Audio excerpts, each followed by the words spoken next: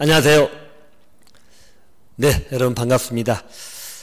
비대면 수업이라 마스크도 쓰지 않고요. 여러분들 뭐 아침 식사를 다 하셨나요? 똑같이 수업하는 것처럼 여러분들 영상 보시고 같이 해가도록 하게요.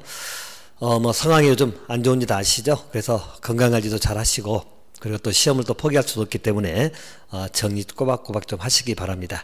아무래도 좀 뵙고 수업을 해야만 여러분들 표정도 보고 같이 제시도 나갈 건데 좀 저도 개인적으로 좀 삭막하긴 하네요. 그래서 어쨌든 오늘 수업 가도록 하겠습니다. 오늘 이제 건축법 내용을 정리할 건데요. 아마 들어가기 전에 지난 시간에 했던 도정법 있죠? 잠깐 복습 한번 하고 건축법 들어가도록 하겠습니다. 자, 먼저 우리 지난 시간에 도정법은 절차법이라고 말씀을 드렸고, 그 절차 흐름을 좀 이해하고, 그래서 세세한 것들은 1월달에 보충하더라도 기본적인 절차 흐름이나 용어 정의 정도는 기억을 하시라, 이렇게 말씀을 드렸네요. 다시 한번 스킵 한번 합시다. 예를 들어서 우리 하나의 도시가 있다고 보시면, 자, 우리 시나 군이 있다겠죠? 항상 여러분 출발점을 잘 보셔야 돼요. 우리 전국에는 모든 시나 모든 군으로 다 편성되어 있죠. 이 시에서는 일반적으로 도시군 계획을 세우는데, 자, 도시군 계획은 도시의 어떤 방향을 잡아주고 도시를 어떻게 운영할 거냐, 그런 계획으로 생각하시면 돼요. 자, 도시군 계획은 여러분 기본 계획하고 관리 계획이 있죠. 자, 그 중에 이제 우리하고 직결되는 계획은 도시군 관리 계획이 있다. 꼭 기억을 해 두시고, 일반적으로 도시군 관리 계획은 우리 시장 군수가 입안하고 이제 시도지사가 결정을 하는데요. 자, 도시군 관리로 결정할 사항들 6가지 다 기억을 하시려는가 모르겠네요. 자, 6가지인데 줄여가지고 4가지라고 말씀을 드렸죠. 자, 줄여서 보면, 자, 용용용 하고 정리됐죠. 자, 보시면 용도지역이나 용도지구, 용도구역의 지정 변경입니다. 이것은 도시군 관리계획으로 결정한다, 이렇게 보시고요. 자, 두 번째는 우리 기반시설입니다. 자, 기반시설의 설치 정비 개량에 관한 것도 도시군 관리계획으로 결정합니다. 자, 또 세 번째는 지구단위 계획구역하고 지구단위 계획에 관한 것. 자, 또 네 번째는 도시개발사업입니다. 자, 도시개발사업을 할 거냐 말 거냐. 자, 예를 들어서 A라는 시에서, 뭐 성남시도 좋고 수원시도 좋고요, 이 시에서 도시개발사업을 할 수도 있고 안 할 수도 있죠. 자, 그것을 하고 안 하고 결정은 도시군 관리계획으로 결정한다, 기억해 두시고. 자, 또 정비사업이죠. 자, 정비사업을 할 거냐 안 할 거냐, 이것도 도시군 관리계획으로 결정합니다. 자, 우리 도시개발사업은 여러분 개념이 그거였죠. 일반적으로 도시를 만드는 사업, 신도시 건설하는 사업이다. 도시개발사업은 일반적으로 주로 토지정리에 초점이 있다고 말씀을 드렸고요. 개발사업을 하고 말고는 관리계획으로 결정하지만 그 절차 등에 관한 것은 여러분 우리 도계법에서 정리를 하는 거다, 이렇게 보시고. 자, 정비사업은 여러분 종류가 3가지 있었죠. 자, 주거환경 개선 사업, 자, 그리고 재개발 사업, 자, 그리고 재건축 사업입니다. 자, 이 3가지 사업을 일반점들 정비사업이라고 하죠. 역시 정비사업을 하고 안 하고, 다시 말해서 A라는 시에서 이 지역에 대해서 자, 재개발 사업을 할 수도 있고 안 할 수도 있고, 또 재건축 사업을 할 수도 있고 안 할 수도 있죠. 자, 그 결정은 관리계획으로 한다, 꼭 기억해 두세요. 도시군 관리로 결정한다는 말의 의미는 모든 시나 모든 군이 다 하는 건 아니고, 각 시나 군마다 하는 데도 있고 하지 아니한 데도 있다 라고 보시면 됩니다. 자, 일반적으로 정비사업을 결정이 되면 그 절차에 관한 것은 우리 도정법에서 정리를 한다. 도시 및 주거환경 정비법이요. 요 3가지는 우리 국계법에서 정리를 하는 거다, 이렇게 보시면 됩니다. 자, 아마 지난 시간에 우리 도정법 내용 정비사업을 한번 정리해 드렸거든요. 다시 한번 복습을 하도록 합시다.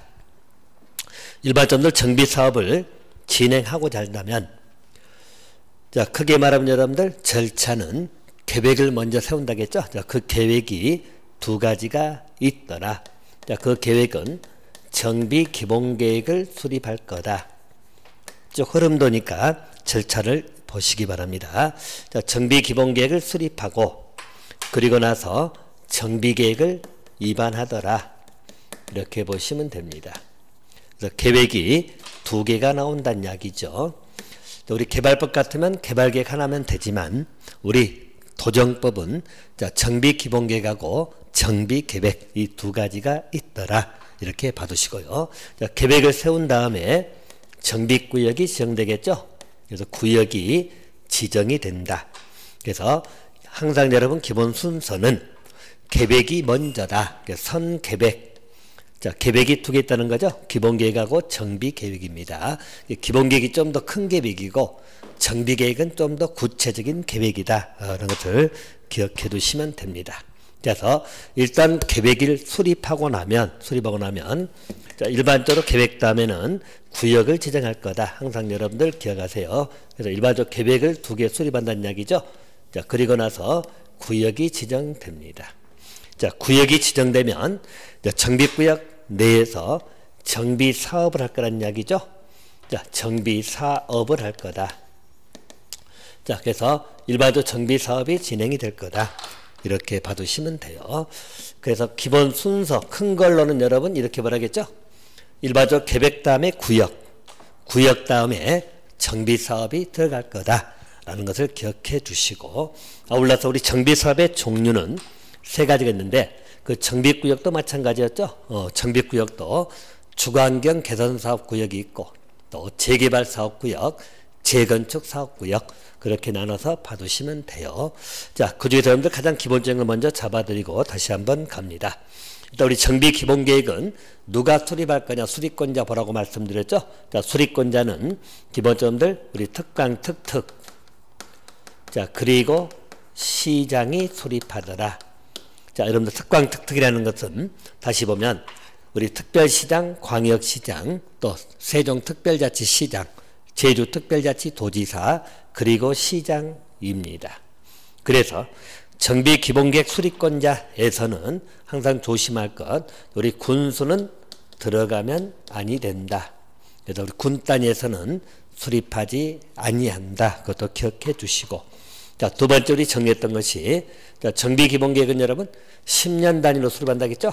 10년 단위로 수립하고 5년마다 타당성 검토를 하더라. 그것도 기억해 주시면 되겠다.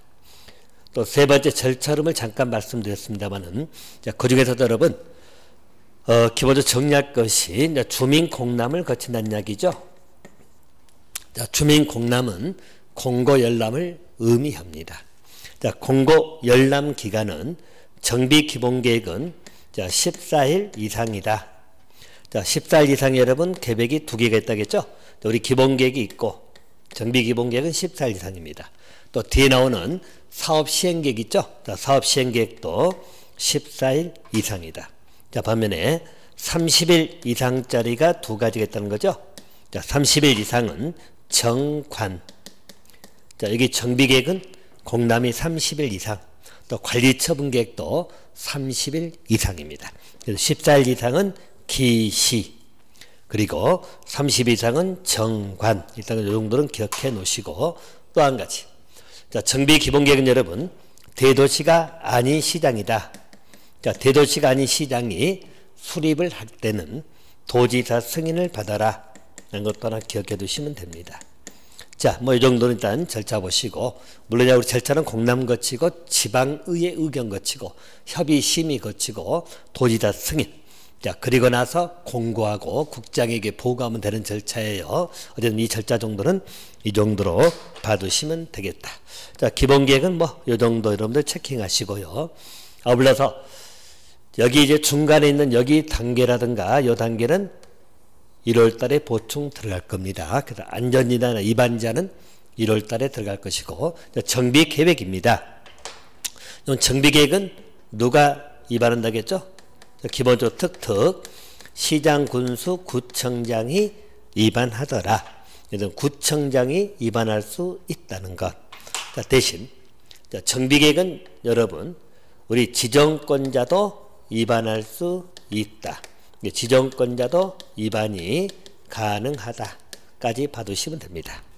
일반적으로 지정권자라고 하는 것은, 자, 정비구역 지정권자는 누구죠? 자, 정비업계 지정권자 우리 특강특특 그리고 시장군수입니다. 자, 그래서 일반적으로들 우리 지정권자 기억해 주시고 그래서 우리 도정법에서는 여기 이후의 절차는 전부 다 시장군수 등을 찍어라 이렇게 말씀을 드렸네요. 그래서 조합 설립 인가든 또 사업 시행계획 인가, 관리 처분계획 인가, 준공 인가 전부 다 우리 시장군수 등이 한다라는 것을 기억해 두시면 되겠죠.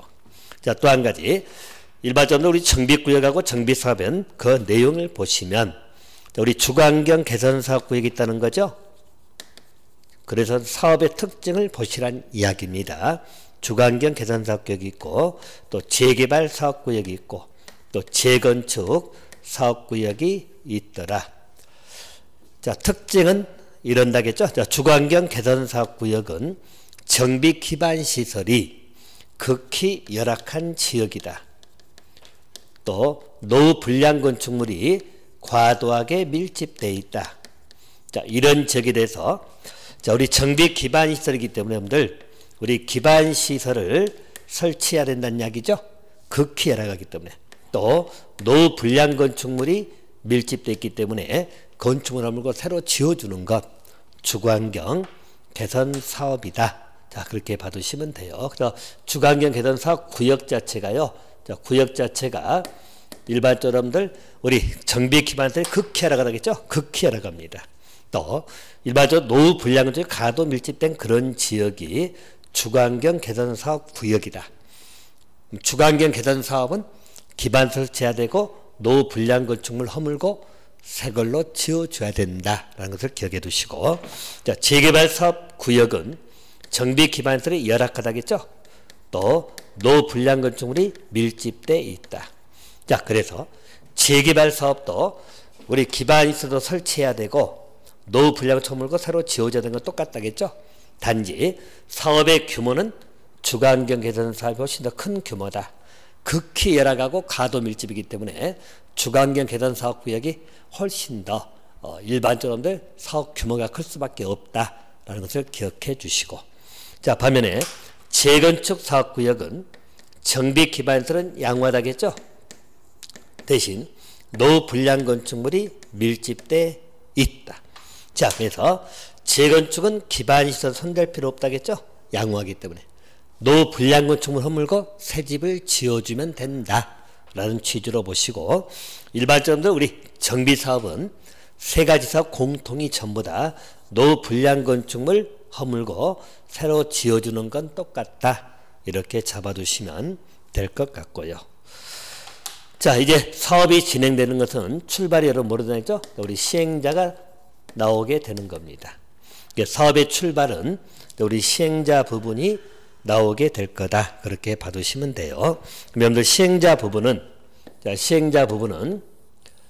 자, 우리 이야기했죠? 자, 주거환경 개선 사업은 일반적으로 사업 규모가 제일 크기 때문에 누가 시행자가 된다겠죠? 한마디로 시장, 군수 등이 한다.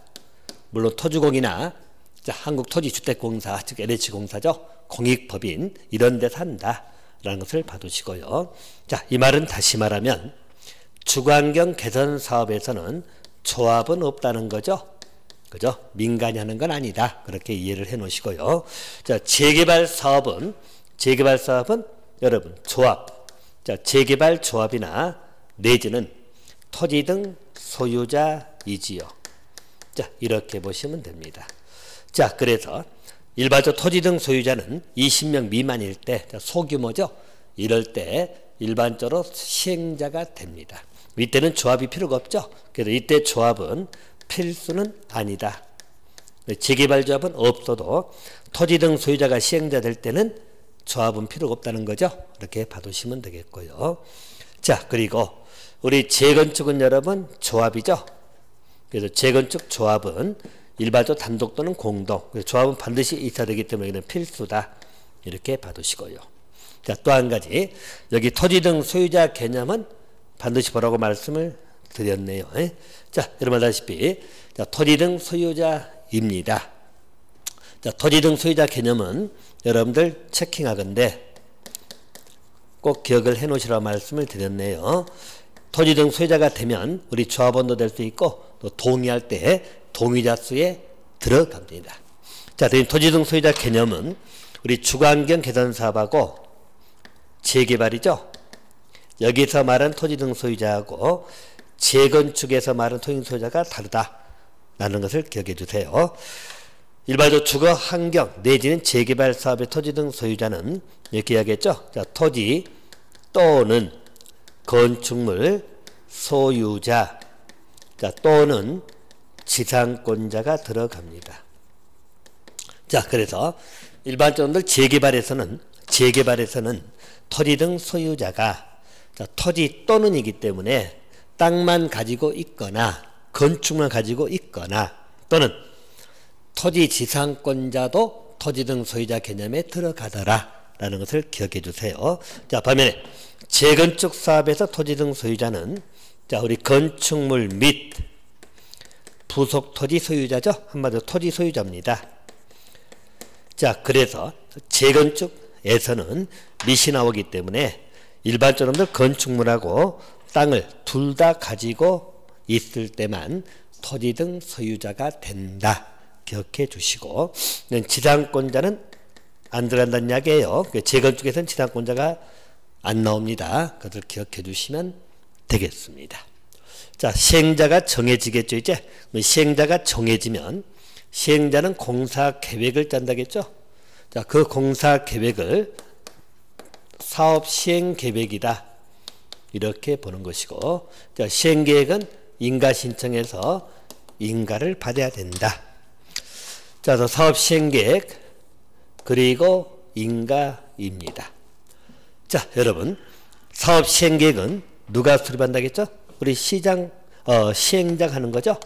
자, 시행자가 수립하는 것이고, 사업 시행 계획의 성격은 여러분, 성격은 공사 계획이다. 한마디로 공사를 어떻게 하겠다는 구체적 계획이다. 그것을 기억해 두시면 되겠다. 자, 그리고 여기서 인가는 누가 해준다겠죠? 시장, 군수 등이다. 그래서 기본적으로 도정법에서는 전부 다 시장, 군수 등을 찍어라 이렇게 말씀을 드렸고요. 자, 또 한 가지. 자, 사업 시행계획에서는 우리 같이 정리했던 것 중 한 가지가, 자, 주민 공람은 며칠 이상이라겠죠? 14일 이상. 기시 기억나죠? 시행계획으로 생각하시면 돼요. 시행계획. 그래서 기시는 14일 이상이다. 하나도 기억해 놓으시고, 또 한 가지. 자, 인가 신청을 하게 되면 인가권자가 인가 여부를 통보한다겠죠? 이 통보는 60일 이내다. 이렇게 겨누시면 되겠죠. 자, 그래서 사업 시행계획 인가가 나오면 원래는 공사가 들어가야 된다겠죠? 자, 들어가야 된다. 근데 들어가기 전에 우리 정비사업은 분양 절차가 있다겠죠? 이 분양 절차 이것을 기억하시면 됩니다. 일반적으로 분양 절차는, 자, 분양을 받아가지고 공사가 들어간다는 이야기예요. 자, 사업시행가 고시 나오면 120일 이내죠. 120일 이내에 분양한다고 통지 또는 공고입니다. 통지 등을 할 거다. 여기에 따라서, 자, 분양 신청을 할 사람은 하고 안 할 사람은 안 하고, 분양 통지 등을 하고 분양 신청을 할 거다. 자, 분양 신청은 통지한 날로부터 30일 이상 60일 이내 한다. 이게 부족하면 20일 범위에서 연장할 수 있다. 이렇게 봐두시면 되겠죠. 자, 이제 분양 신청은 주택단지 내에서 분양받을 사람은 신청할 것이고, 자, 분양을 안 받겠다는 사람은 그 지역에 안 살겠다, 이사 가겠다는 이야기죠. 그건 분양 신청을 안 한 사람은 돈 받고 나간다. 그렇게 이해를 해 놓으세요. 자, 분양 신청을 받아서 분양 계획을 세우는 게 관리 처분 계획입니다. 그래서 관리 처분 계획을 수립하겠죠. 관리 처분 계획도 수립하면 인가를 받아야 된다. 이렇게 봐두시면 돼요. 자, 그러면 일반점들 우리 관리 처분 계획 인가가 되면 이제 고시하겠죠. 고시합니다. 자, 여기까지가 여러분들 우리 분양 절차라고 생각하시면 됩니다. 그래서 우리 분양을 받는 절차 이걸 거친다. 자, 그러면 또 관리처분계획 인가를 다시 한번 살펴드리면, 자, 사업시행계획하고 비교하세요. 우리 공사계획은 사업시행계획이고요. 자, 관리처분계획은 여러분 역시 누가 수립하죠? 시행자가 수립합니다. 인가는 시장, 군수 등이 한다. 그럼 일반적으로 우리 사업시행계획은 공사계획이지만 관리처분계획은 분양계획이라겠죠? 분양계획입니다. 다시 말하면 여기는 공급계획이다. 그래서 앞으로 주택을 공급하는 것은 전부 다 우리 관리처분계획에 의할 거다. 그것을 기억해 주시고요. 자, 또 한 가지. 일반적 관리처분계획은 여러분 주민공람을 거친다겠죠? 자, 공람은 며칠 이상? 30일 이상입니다. 정관. 정비계획하고 관리처분계획은 30일 이상. 자, 그리고 인가 신청이 들어오면 인가 여부 통보 준다겠죠? 자, 통보는 기본적으로 30일 이내입니다. 그래서 기억해 놓으세요. 그래서 여기는 30일입니다. 사업시행 인가는 60일이었죠? 그것도 비교를 하나 해놓으시면 될 것 같습니다. 자, 이제 관리처분계획 인가고시가 나오면 공사가 들어간다겠죠? 철거 등이 들어갑니다. 자, 진행 절차니까 이렇게 보세요. 그래서 여러분들 재건축 현장 가가지고 현재 관리처분계획 인가가 나왔는지 안 나왔는지 그걸 알게 되면 철거가 들어갈지 안 들어갈지 알 수 있다는 거예요. 철거 등이 진행이 될 거다. 철거는 관리처분계획 인가고시 이후에 철거하는 것이에요. 자, 또 한 가지. 인가고시가 나오면 종전건축물은 사용수익이 정지가 된다. 두 가지 기억해 두시고. 자, 대신 예외적으로 철거를 미리 할 수도 있다. 관리처분계획 인가 나오기 전에도 철거할 수 있어. 그래서 예외 규정을 하나 보시면 돼요. 자, 예외 규정은 자, 이야기했죠? 자, 우리 시장은 허가 받아가지고 미리 철거할 수도 있다. 자, 두 가지 경우인데 첫 번째는 붕괴 등 안전사고 우려가 있다. 현재 무너지고 있다. 이럴 때는 미리 철거할 수도 있고 또 한 가지는 아침마다 핏자국 기억나시죠? 자, 우리 폐공간대 그 지역에 일종의 이제 범죄 온상이 되고 있다는 거죠. 그래서 이때는 미리 철거할 수도 있다. 또 사용수익이 정지가 되지만 역시 또 예외가 있죠. 예외적으로 사용수익 할 수 있다. 두 가지 적어드렸죠. 자, 우리 시행자가 동의를 했거나 자, 시행자가 동의했으면 사용수익 할 수 있다. 자, 두 번째는 돈 못 받은 경우 즉 보상이 완료되지 못한 경우입니다. 이럴 때는 사용수익이 가능하다. 이렇게 봐두시고요. 자, 이제 철거해가지고 공사 끝나면 준공인가 나온다겠죠? 자, 준공인가가 나온다. 이렇게 보시면 되겠고. 자, 준공인가는 우리 시장 군수 등이 합니다.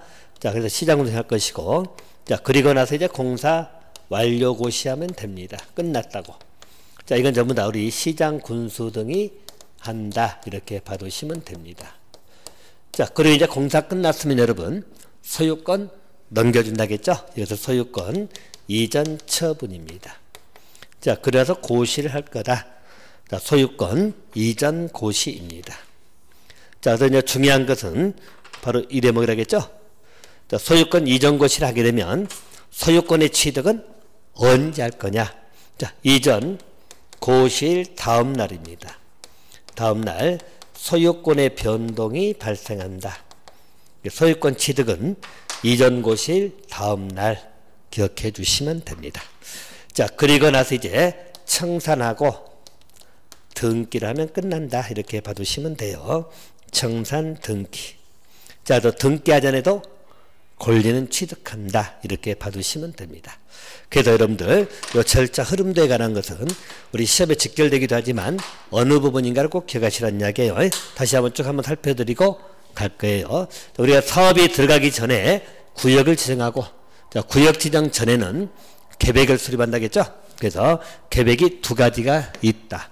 사업의 절차는 시행자가 정해지고 사업 시행계획은 성격이 뭐라겠죠? 공사계획이다. 어떻게 공사할 거냐 그것을 기억해 두시고 그리고 나서 인가받으면 분양 절차가 진행될 거다. 자, 그래서 관리처분계획 인가 나오고 그래서 철거되고 공사 들어가서 준공인가 나오더라. 공사 끝나면 소유권 이전 처분해 주더라. 이렇게 받으시면 됩니다. 자, 우리 도전급 절차가 여러분들 좀 복잡해 보여도 한번 꼭 정리를 하도록 하시기 바랍니다. 자, 이제 지난 시간 복습은 이 정도 하고요. 자, 우리 건축법에 관한 내용을 가지고 뵙도록 하겠습니다. 자, 오늘 시간에 여러분들 건축법에 관한 것을 공부할 것이고요. 건축법은 용어들 공부도 또 많이 해야 되고, 또 실제 이제 건축법은 여러분들 암기사항이 많아요. 그래서 암기를 좀 하실 필요가 있다. 그래서 이제 좀 단편적인 암기할 게 많기 때문에 건축법은 암기를 좋아하시는 분들은 건축법 쉽다 할 것이고, 암기가 잘 안 되신 분들은 건축법 외울 것 많다고 싫어하기도 합니다. 뭐 그러나 여러분들 뭐 싫어하든 싫어하지 않든 우리 시험 문제 나오기 때문에 꼭 정리는 같이 해 놓으셔야 돼요. 그렇게 보시면 돼요. 자, 이제 우리 건축법 오늘 자료 나간 거 있죠? 자, 거기를 한번 보도록 할 겁니다. 자, 우리 건축법에서는 용어정의 문제가 항상 기본이거든요. 그래서 용어정의 문제 하나씩 정리할 것이고, 뭐가 포인트인가를 기억해 주시기 바랍니다. 자, 여러분들 용어정의 보시면 첫 번째 지하층 개념 나온가요? 자, 여러분들 지하층 개념을 한번 같이 보도록 할 겁니다.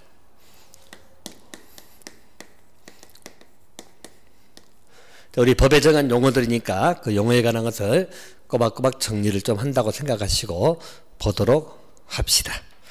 자, 지하층은 여러분 거기에 뭐라고 써졌나요? 자, 바닥에서 지표면까지 평균 높이가 해당 층 높이의 2분의 1 이상인 것, 이렇게 나와 있죠. 자, 그래서 지하층 개념은 바닥에서 지표면까지 평균 높이입니다. 평균 높이가 해당 층 높이의 2분의 1 이상인 것, 그렇게 나와 있죠. 자, 그래서 지하층 개념에서는 두 가지 것을 보시는데, 일단은 평균 높이라는 말을 이해하는 것. 자, 또 한 가지, 자, 2분의 1 이상 나오죠. 해당 층 높이의 2분의 1 이상입니다. 아마 문제는 이제 이 부분이 좀 틀리게 나오죠. 자, 2분의 1 이상인데 3분의 1이라고 해도 틀리게 잘 나옵니다. 2분의 1 이상 하나 기억해 두시면 되죠. 자, 일단 이 말의 의미를 조금 설명드리면 이렇게 보세요. 자, 우리가 말하는 지하층 개념은 우리 바닥이 있다는 거죠. 그리고 어디 볼까요? 이렇게 바닥이 있다. 자, 우리 뭐 지표면으로 생각하시면 됩니다. 자, 바닥이 있고, 우리 건축물이 일반적으로 이렇게 형성됐다고 봅시다. 자, 이렇게 있다고 봐요.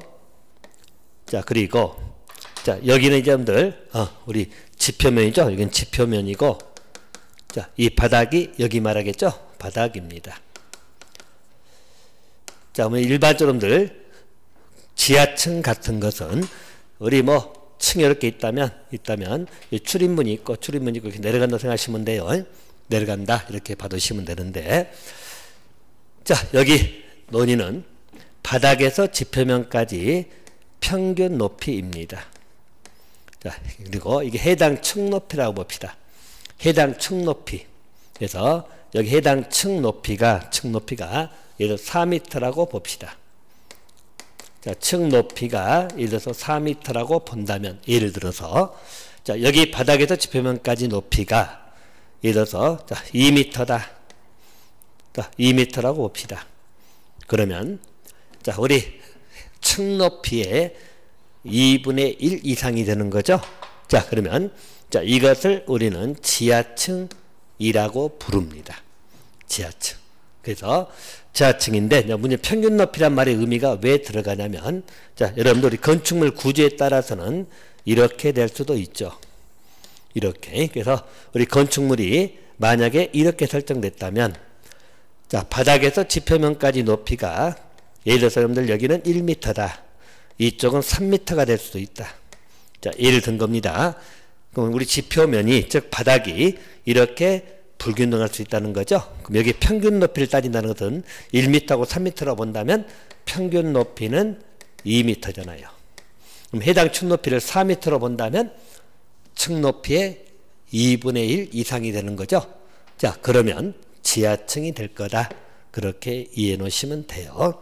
자, 그래서 지하층 개념에서는 일단 바닥이 지표면 아래에 있어야 돼요. 아래에 있어야 되고, 아울러서 바닥에서 지표면까지 평균 높이, 바닥 지표면까지 평균 높이가 해당 층 높이의 2분의 1 이상이 돼야 된다. 그럴 때 우리는 지하층이라고 합니다. 자, 그래서 지하층 개념은 그렇게 잡아두시고, 자, 지하층 나올 때 같이 연결해서 두 가지 거 보충을 드릴 거예요.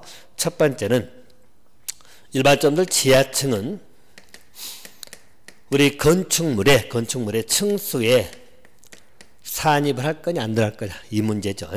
층수에 산입을 할 거냐 안 할 거냐. 자, 혹시 여러분들 이런 건축물 봤나요? 자, 이렇게 건축물이 있다. 그리고 자, 우리 지하는 3층이다. 우리 지하 3층이고 또 지상은 예를 들어서 10층 건물이다. 자, 그러면 이게 이제 보통 지표면이고요. 자, 이 건축물 놓고 이야기할 때 우리는 13층이라고 할까요? 10층이라 할까요? 자, 이 지하층이 들어가면 13층 되겠죠? 층수에. 지하층이 들어가지 아니하면 10층이다 이렇게 이야기합니다. 자, 여러분들 이 건축물은 10층 건축물이라고 하죠. 자, 이 말은 지하층은 층수에 산입하지 아니합니다. 지하층은 층수에 안 들어간다. 이렇게 봐두시면 돼요. 그래서 이 건축물은 10층 건물이라 그러지 13층이라고 안 합니다. 그렇게 하나 기억해 두시면 되겠고요. 자, 두 번째는 하나 또 정리를 하나 할까요? 연면적 구분인데 아마 뒤에 나올 거예요. 나오는데 미리 하나 봅시다. 일반적으로 연면적은 각 층의 바닥면적 합계를 말합니다. 자, 바닥면적 합계를 연면적이라고 한다. 자, 그래서 일반적으로 우리 연면적이라고 하는 것은 자, 우리 건축물에 바닥면적이 있겠죠. 자, 우리 바닥면적이 있다. 이렇게 있겠죠. 그러면 예를 들어서 이 건축물이 이렇게 있다면 3층이라고 본다면 자, 여기 바닥면적 합계가 60이다. 60제곱미터다. 자, 그러면 자, 이걸 합해버리면 180제곱미터가 연면적이 되겠죠. 그래서 각 층에 이렇게 바닥면적 합계를 연면적이라고 합니다. 자, 그 문제는 자, 우리 지하층의 바닥면적은 연면적에 포함이 될 거냐 이 문제죠. 자, 그래서 여러분들 일반적으로 지하층은 잘 보세요. 요건 지금 잘 잡아놓으셔야 돼요. 자, 지하층은 우리 연면적 계산할 때 연면적에 포함이 됩니다. 자, 그래서 만약에 지하층이 있다면 자, 이게 보통 지하입니다. 자, 지하 1층만 놓고 볼까요? 그럼 이 부분이 역시 60이라면 연면적을 이야기할 때는 240제곱미터가 되는 거예요. 대신 자, 중요한 건 이 대목입니다. 자, 일반적인 연면적에는 포함이 되지만 용적률 산정할 때입니다. 자, 여러분 용적률은 지난번에 배웠었죠? 국계법에서. 자, 용적률은 어떻게 산정했죠? 용적률은 우리가 대지면적분의 연면적이었죠? 연면적입니다. 곱하기 백분율이죠. 이게 여러분들 우리 용적률에 관한 내용이잖아요. 용적률은 높이 기억나죠? 건폐율은 넓게 짓는 것, 용적률은 높게 짓는 것 비율입니다. 그럼 여기 연면적이 나오잖아요.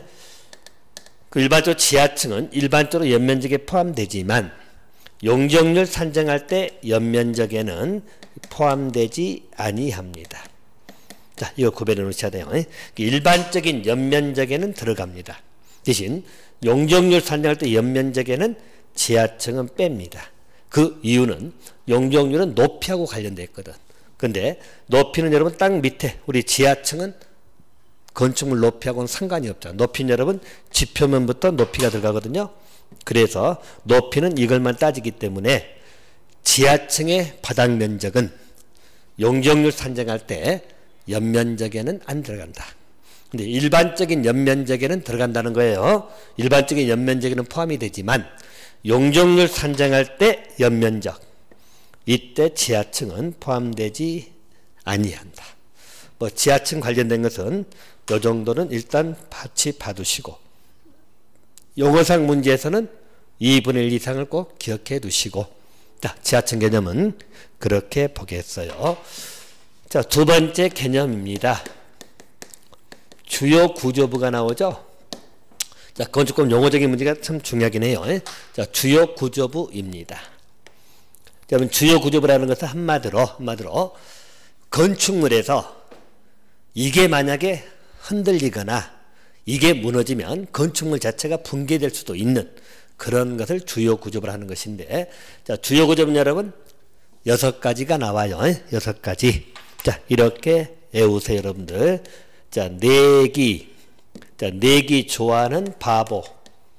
자, 내기 좋아하는 바보한테는 지주, 그냥 저주자 이렇게 외우시면 돼요. 자, 내기 바보 지주 6개죠. 그러니까 주요 구조부는 6개입니다. 자, 내기 좋아하는 바보에게 저주자 지주. 자, 6개를 주요 구조부로 하는 것이죠. 자, 개념을 먼저 봅니다. 자, 내는 여러분 내력벽입니다. 자, 내력벽이라는 것은 여러분 알다시피 우리 견딜 내자 힘. 자, 우리 건축물에서 상부 하중을 지탱해주는 벽. 상부 하중을 견디는 벽. 이것은 내력벽이라고 합니다. 내력벽은 주요 구조부입니다. 그런데 비교. 만약에 비내력벽이다. 자, 비내력벽은 하중을 견디지 않는 벽입니다. 상부 하중을 견디지 않는, 우리 보통 칸막이 같은 거. 칸막이 벽은 여러분 상부 하중을 지탱하는 건 아니죠. 그건 비내력벽은 주요 구조부가 아니란 이야기예요. 내력벽은 주요 구조부지만 비내력벽은 당연히 주요 구조부가 아닐 거다. 이렇게 봐두시고요. 자, 또 기둥입니다. 건축물에서 기둥도 상부 하중을 받치고 있잖아요. 기둥 빼버리면 건축물 무너지겠죠. 그래서 우리 기둥도 주요 구조부입니다. 자, 반면에 여러분들 아닌 것과 같이 보셔야 돼요. 자, 사이기둥이 있다. 자, 사이기둥이라는 것은 여러분 기둥과 기둥 사이에 있는 그 기둥입니다. 조그만 것. 뭐 심미적인 효과도 있고 또 보조적인 의미의 기둥으로 생각하시면 돼요. 혹시 여러분 우리 뭐 예술의 전당이나 뭐 이런 데 가보셨나요? 굉장히 높은데 이렇게 건축물이 이렇게 있다 봅시다. 그리고 크게 있는데 여기 보면 기둥이 여러분 앞에 기둥이 이렇게 크게 있죠? 기둥이 크게 받쳐졌다. 이거 우리가 주요 구조부입니다. 자, 근데 중간에 좀 조그만 사이 기둥이 있다는 거죠? 조그맣니다. 자, 이런 것을 사이 기둥이라 하는 것인데, 자, 우리 심미적인 효과라든가 좀 더 보조적인 측면을 띠고 있는 사이 기둥이 있어. 근데 이 사이 기둥은 철거하더라도 건축은 무너지진 않거든요. 일반적으로 기둥은 당연히 중요하겠죠? 주요 구조부인 건 틀림없어요. 근데 이 사이 기둥은 주요 구조부가 아니다. 라는 것을 기억해 두시고. 자, 또 반은 뭐죠? 바닥입니다. 자, 여러분들 바닥 허물어버리면 안 되겠죠? 현재 우리가 6층이라면 6층 바닥 있잖아요. 그걸 바닥 철거해버리면 6층과 5층이 합체가 돼버리죠. 바닥 다 철거시켜버리면 안에 구조 다 무너진다는 이야기 있죠. 그래서 바닥도 주요 구조부입니다. 하지만 최하층 바닥입니다. 여러분, 최하층 바닥이라는 것은 바로 뭐죠? 우리 지표면하고 달아있는 부분들. 지표면하고 닿아있는 부분들이죠. 이 철거도 안 될 뿐더러 이건 주요 구조부라고 하지 않습니다. 알겠죠? 지표면으로 연결됐기 때문에 주요 구조부가 아니다. 하나 기억해 두시고. 자, 보입니다. 자, 보는, 자, 여러분들 보하고 지붕틀은 우리 한옥에만 있는 거예요. 한옥. 한옥에 보시면 여러분 뭐 석가래 이런 말 쓰신 것 같나요? 자, 일반적들 우리 건축물에서 한옥에서 일반적으로 상부를 지탱하기 위해서 큰 나무를 대들보처럼 해놓은 거 있죠? 그 대들보, 이게 보입니다. 보. 그래서 그 대들보 무너진다는 말 들리잖아요. 대들보 무너져버리면 상부가 무너져 내리거든요. 그래서 한옥에서 그 보는 주요 구조부입니다. 자, 반면에 작은 보가 있다. 여러분, 작은 보라는 것은 우리 보하고 보 사이를 이음매 역할을 하거나 그런 조그만 기능하는 것이 작은 보인데 이건 철거에도 영향을 안 받거든요. 그러니까 작은 보는 주요 구조부가 아니다. 이렇게 봐두시면 돼요. 그래서 일반적들 보는 주요 구조부예요. 작은 보는 주요 구조부가 아니다. 또 지붕틀이죠. 자, 지붕틀을 여러분 지붕을 올려놓는 거예요. 한옥에만 있는 거예요. 그래서 요 두 개는 한옥에만 있는 건데 일반적으로 우리 지붕을 얹어 놓을 수 있는 것, 그 지붕틀입니다. 그건 주요 구조부입니다. 자, 반면에 여러분들 햇빛 가리개나 막 쓰고 있는 차양 같은 거 있죠? 차양, 보통 우리 폴리에스테르로 쓰고 있는 그런 차양 같은 거, 옛날 양판철로 만들기도 하고 그런 거 있잖아요. 이런 차양은 주요 구조부가 아니다. 자, 또 주계단입니다. 자, 건축마다 여러분 중심에 있는 주계단이 있죠? 그건 주요 구조부에 들어갑니다. 자, 반면에 우리 건축물 밖에 있는 옥외계단입니다. 옥외계단. 자, 여러분 건축물의 바깥 부분에 계단이 설치된 것들이 있어요. 그래서 뭐 철근으로 만들어 놓은 것도 있고 막 그렇죠. 그럼 옥외계단은 주요 구조부가 아니올시다. 그렇게 봐두시면 됩니다. 자, 그래서 옥외계단 여러분 우리 건축물이 있으면 일반점들 안에는 다 우리 건축물마다 주 계단들이 있죠. 주 계단들이 이렇게 만들어져 있다. 근데 이 밖에 여러분들 계단을 설치해 놓은 거 있죠. 옥외계단입니다. 이건 주요 구조부가 아니다. 그렇게 봐두세요. 자, 그래서 여러분 주요 구조부는 6개 있어요. 자, 이것도 여러분 한 2번 정도 기출됐기 때문에 골라라. 틀린 것도 같이 보셔야 돼요. 자, 일반적으로 주요 구조부는 여러분 내기, 바보, 지주. 내기, 바보, 지주. 그렇게 6개 기억해 두시고. 자, 주요 구조부가 아닌 것들, 뭐 비 내릴 병 물어도 안 보면 당연한 거니까. 자, 사이기둥은 주요 구조부 아닙니다. 지하층 바닥도 아니다. 또 작은보도 아니다. 차양도 아니다. 옥외계단도 주요 구조부가 아니올시다. 그렇게 하나 정리를 해 놓으시면 될 것 같습니다. 자, 그 하나 정돈해 주시고요. 또 세 번째 정리할 것은 여러분 다중이용 건축물입니다. 여러분 29회도 한번 나왔었죠? 그래서 항상 개념 문제는 잘 나오는 거니까 잘 정리를 해 놓으시기 바랍니다. 일단 의미 자체는 이래요. 다중이용 건축물. 이게 뭐죠? 여러 사람이 이용하는 건축물입니다. 그럼 다중이용 건축물은 말 그대로 백화점처럼 사람이 많이 이용하는 건축물은 화재가 발생하거나 사고가 나면 대형 사고가 발생하겠죠. 다중이용 건축물 되면 건축법에서 규제가 좀 더 강할 거다. 그렇게 생각하시면 돼요. 자, 과거에 좀 오래됐죠, 여러분들. 삼풍백화점 붕괴된 사고도 있었잖아요. 뭐 그런 것은 바로 대형 사고로 직결되기 때문에 일반적으로 건축법 규제가 좀 더 강화될 수밖에 없다. 이렇게 보세요. 그럼 다중이용 건축물이 뭐가 다중이용 건축물이냐? 정리를 해 놓으셔야 돼요. 자, 거기 보시면 바닥면 잡기가 5,000제곱미터 이상이죠. 그래서 5,000제곱미터 이상입니다. 자, 바닥면적 합계입니다. 자, 바닥면 합계가 5,000제곱미터 이상인 6개 건축물이 들어갑니다. 그래서 5,000제곱미터 이상인 6개 건축물이 들어간다.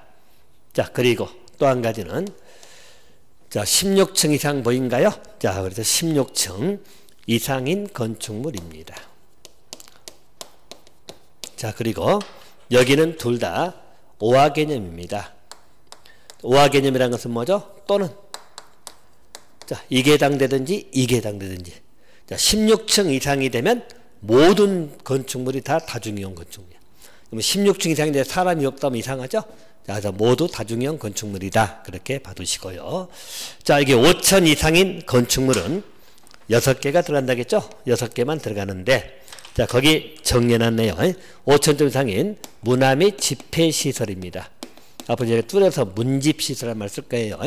문화 및 집회시설. 자, 좀 더 우리 시설 용도에서 나옵니다만은, 자, 문화 및 집회시설이 주로 이제 전시장이나 이런 것들, 알겠죠? 우리 문화 관련된 시설이니까요. 이런 시설이 바닥면적이 5,000제곱미터 이상이면, 자, 전시장 사람들 많이 모이는 데잖아요. 자, 그래서 다중이용 건축물로 들어간다. 이렇게 봐두시고요. 자, 또 종교시설입니다. 자, 종교시설도 여러분 조그만 개척교회나 이런 경우는 다중이용 건축물이 아니고요. 최소한 바닥면적계가 5,000 이상.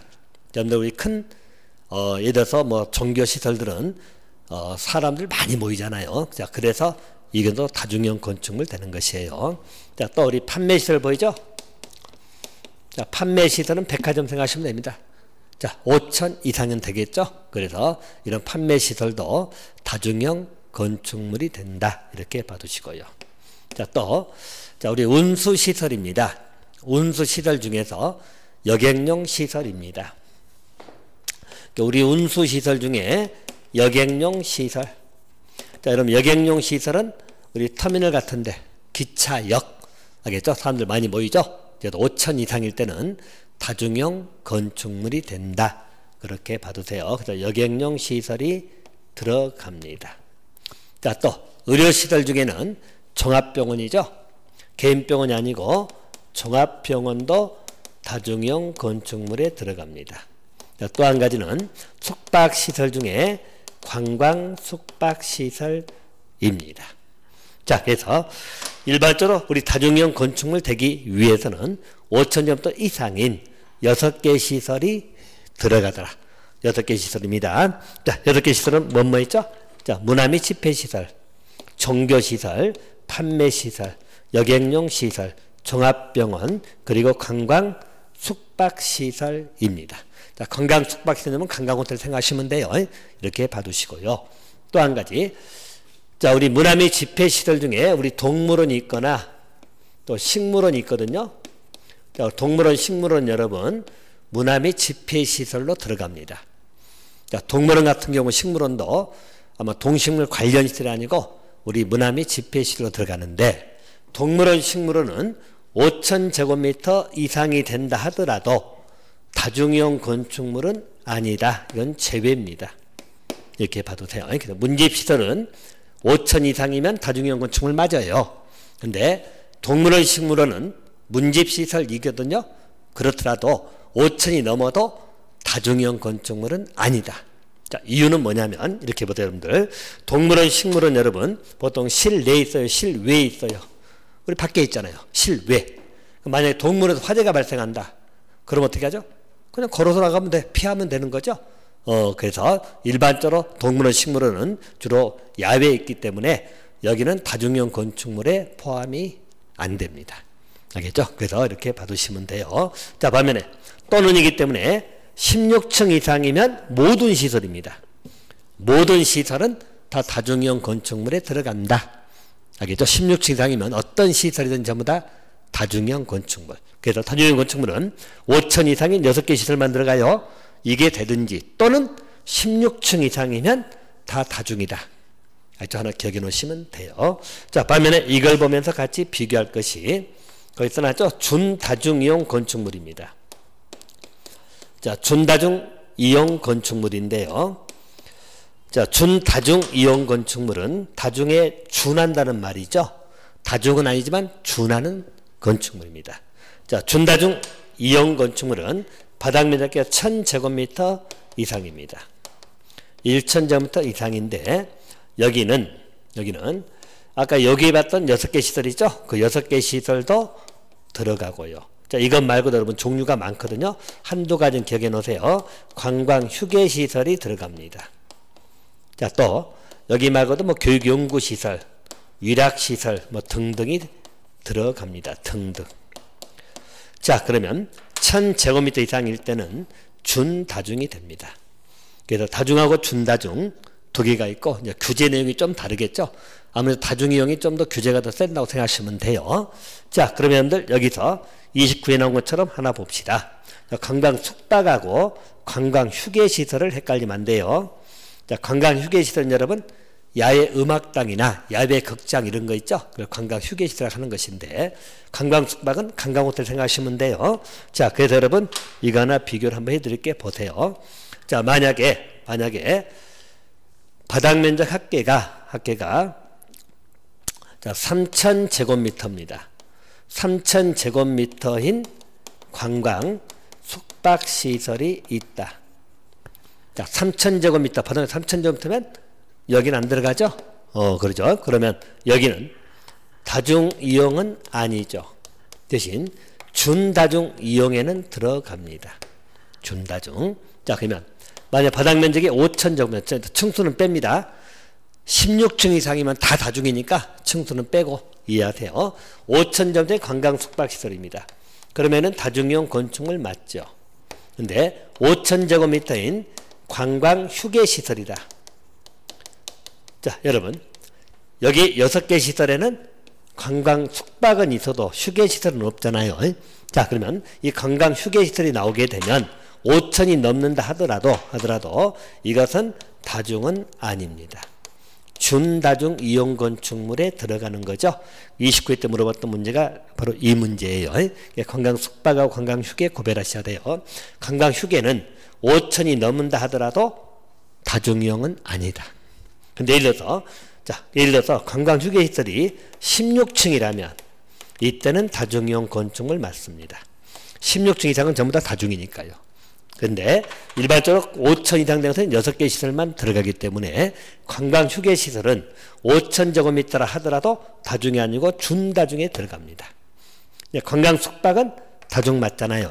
그렇게 이해를 좀 해놓으시면 돼요. 그래서 이 6개 시설은 지금 좀 외워놓으셔야 돼요. 나중에 우리 공개공제도 또 비슷하게 나오거든요. 비교도 할 거니까 일단 5,000 이상인 문집, 종교, 판매, 여객용 시설, 종합병원, 의료시설 중에 종합병원이에요. 그리고 관광 숙박 또는 16층 이상이면 다중이용이다. 그렇게 정리를 해놓으시면 될 것 같습니다. 일단 다중이용 건축물은 그렇게 잡아두시고요. 자, 이제 고층 건축물이 나옵니다. 자, 그것 하나 여러분들 보도록 합시다. 자, 고층 건축물은 거기 보시면 몇 층 이상 나오죠? 자, 고층 건축물 여러분 일단 30층 이상이 또는입니다. 또는 높이로 따지면 120m 이상이죠. 그래서 우리 고층 건축물은 나뉘면 초고층 건축물하고 준초고층으로 나눠집니다. 자, 이건 여러분들 이렇게만 딱 이해하시면 돼요. 우리 건축물이 있다. 자, 어차피 지하를 빼고 할게요. 자, 이렇게 건축물이 있습니다.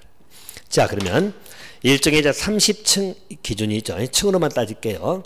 자, 30층입니다. 그럼 30층 이상이 되면 전부 다 고층 건축물입니다. 자, 높이로 따지면 120m 이상입니다. 그래서 여러분들 30층 이상이거나 자, 또는이기 때문에 이거는 또는이죠. 높이로 120m 이상입니다. 곧 이 말은 자 28층 건물인데 28층인데 높이가 125m야. 자, 그러면 여러분 150m면 100m 이상 되죠. 둘 중에 하나 걸리면 되기 때문에 고층 건축물이 되는 겁니다. 알겠죠? 그래서 30층 이상이 되거나 또는 100m 이상은 고층이다. 이렇게 봐도 돼요. 자, 반면에 자, 초고층이라는 것은 여러분 50층 이상입니다. 여기 만약 50층 이상이다. 자, 50층 이상이면 여기는 초고층 건축물입니다. 초고층. 자, 여러분들 아다시피 롯데타워라든가 또 우리 여의도 63빌딩이 있죠? 전부 다 우리 초고층 건축물 되는 것이에요. 자, 그리고 50층이라도 높이가 200m 이상이면 초고층이에요. 이렇게 보시고. 자, 그럼들 여기 사이가 있을 거 아니에요? 자, 요 사이를 우리는 준초고층이라고 이야기합니다. 준초고층. 그 준초고층은 30층 이상 50층 미만. 준초고층. 그래서 우리가 고층은 초고층하고 준초고층 숫자 개념이니까 하나 봐두시면 됩니다. 자, 특수구조 건축물 여러분 간단하죠? 그 숫자 2개 봐놓으세요. 자, 특수구조는 3m 이상 돌출 그리고 기둥과 기둥 사이가 20m 이상 보인가요? 이것을 특수구조 3m하고 20m 기억해 두시면 될 것 같습니다. 자, 그래서 거기 기출 한번 확인할게요. 1번 문제 보시면 주요 구조에 해당되지 않는 걸 골라라. 27회면 나왔었죠?